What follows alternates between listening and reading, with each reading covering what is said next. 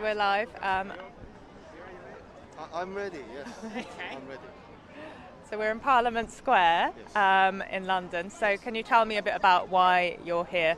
Yes, we've gathered here today to commemorate the June 12 protest. As it is a significant date for Hong Kongers, as it signifies the beginning of the recent democratic movement in Hong Kong. So that is partly why we're here. And then another reason is that we're here to show our gratitude to the British public and also the British government for providing a sanctuary for Hong Kongers to move over here, away from the to the horrors of the modern-day cultural revolution in Hong Kong. Yes. And so, did you come here on a BNO passport yourself? I'm a British citizen myself. I've lived in UK for about 20 years. Yes. Yeah. And what's it like in Hong Kong now? Can you describe the freedoms? Sorry about the microphone sound for anyone listening. What's the situation now in Hong Kong?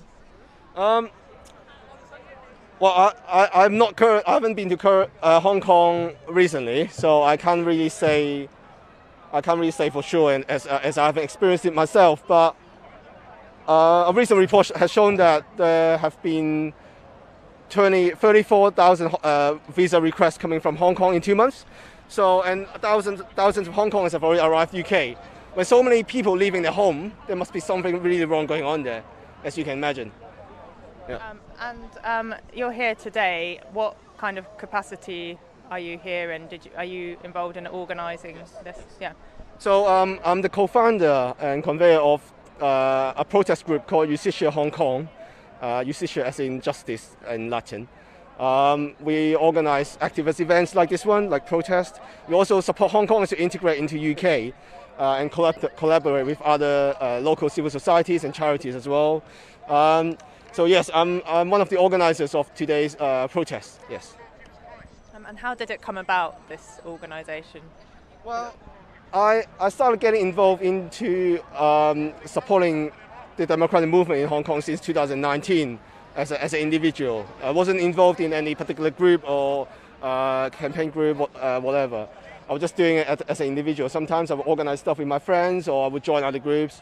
But only until about last year, late last year, around October time, I started realising that this movement is going to go on for a very long time, and I want to support it in a more sustainable way. So that's how I come about the idea of setting up an organisation to continue protesting against the CCP, and also to counter the infiltration of the CCP in UK.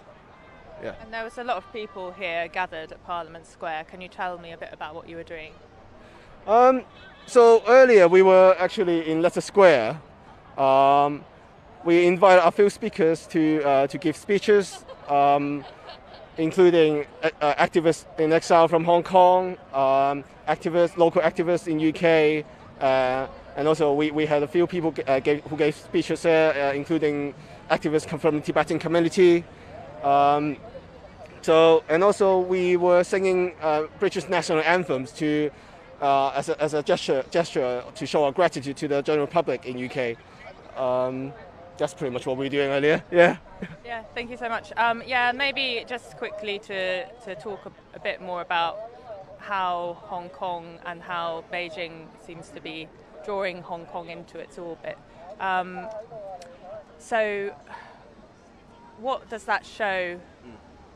What the nature of the Chinese Communist Party? If you look at what's happening in Hong Kong, what does that reveal about Beijing? Well, what is happening in Hong Kong is not unique in the world. This authoritarian regime is doing the same thing to our friends and allies in other countries and other regions. For example, like Tibet, East Turkestan, Taiwan, even like other regions around the world, and there are propagandas and infiltrations in UK as well.